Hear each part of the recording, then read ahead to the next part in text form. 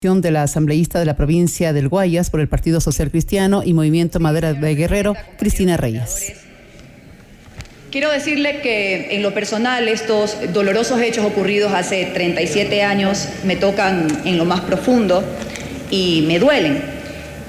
Y como mujer valiente y frontal que soy, rasgos que caracterizan, son cualidades de los hombres y mujeres guayaquileñas, y en honor a la verdad debo decir lo siguiente. Con respecto al proyecto de resolución presentado por la asambleísta Betty Carrillo, por el medio del cual se propone declarar el 18 de octubre de cada año como el Día de la Dignidad del Trabajador Azucarero, cosa que me parece correcto. Sin embargo, me permito hacer algunas puntualizaciones. En primer lugar, creo que como todo ecuatoriano yo condeno este hecho que enlutó a varias familias ecuatorianas, a varios hogares ecuatorianos hace 37 años, y aspiro que estos hechos de violencia no vuelvan a ocurrir ni en el Ecuador ni en ningún lugar del mundo. Pero en segundo lugar sí quiero dejar algo sentado y puntualizar que no puedo aceptar que se pretenda insinuar de modo alguno la participación del coronel Jesús Reyes Quintanilla, de quien orgullosamente soy su nieta. Mi mentor, mi ejemplo, mi abuelo, un héroe militar, héroe de guerra del año 41, debo decirles, uno de los últimos hombres en abandonar la línea de frontera en el momento que se declaró la derrota del país. Hombre de honor que defendió la soberanía de nuestro país y siempre fue un ejemplo para esta y futuras generaciones. Y que cumplía en ese momento labores eminentemente administrativas, como lo señala la resolución. En esa condición, como gerente del Ingenio Astra, tuvo la obligación de comunicar la huelga y la situación laboral que se estaba presentando. Esa es la verdadera y única participación que tuvo mi abuelo en este doloroso hecho para la clase obrera de nuestro país. Por lo tanto, le pido a la señora presidenta de la comisión se excluya el nombre del coronel Jesús Reyes Quintanilla del texto del proyecto presentado a consideración del Pleno de esta Asamblea, más aún cuando debo decirles que en el proceso judicial que se inició y cuyo veredicto le dio sobreseimiento definitivo a mi abuelo, por si cabe alguna suspicacia, fue después de la dictadura militar.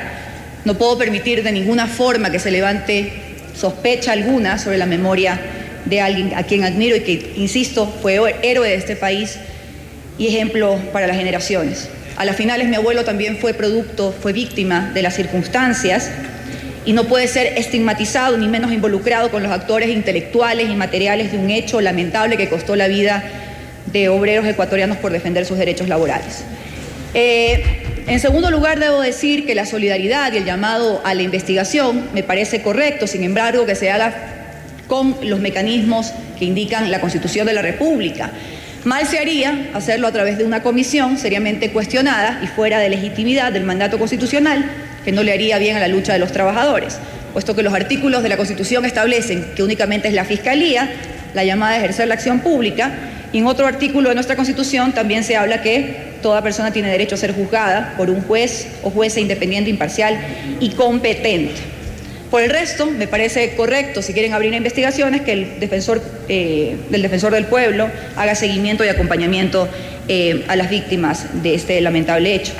Sin embargo, compañeros, con esta resolución no vamos a cambiar los lamentables hechos ocurridos hace 37 años.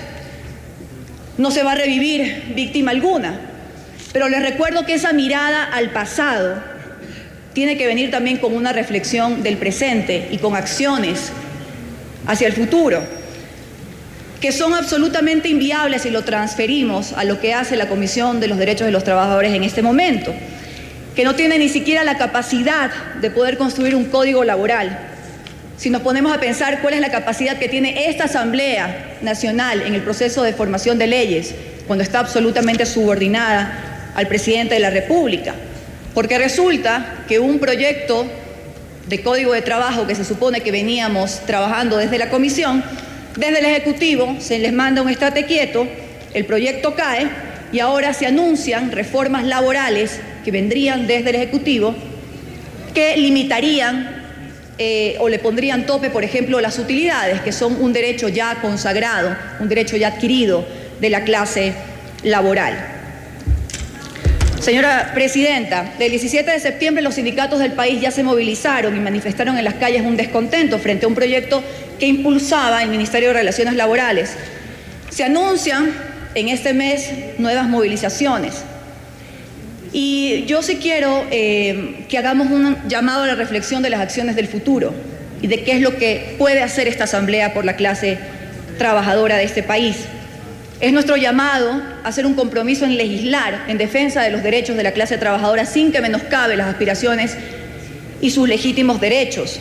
Comprometernos a expedir normas, tener la suficiente independencia de poder crear esas normas que generen fuentes de trabajo, que es lo que necesitan los trabajadores ecuatorianos, que necesitan los ecuatorianos. Un trabajo que les permita a todos vivir con dignidad y no seguir recibiendo indefinidamente subsidios del Estado. No pretendamos cubrir las limitaciones e incapacidades de la Comisión de los Trabajadores y de esta Asamblea. Los derechos de los trabajadores tienen que cumplirse y respetarse, y vamos, yo les invito, hacia hechos concretos y legislemos modernizando el Código del Trabajo. Pongamos acorde a la realidad, las nuevas realidades, las nuevas formas de trabajo, garanticemos una relación armónica entre los trabajadores, empleadores y el Estado. Menos palabras, más acción, miradas al pasado, sí, pero acciones de futuro que realmente beneficien a la clase trabajadora y que de ninguna forma menoscaben sus derechos. Gracias. Era la intervención de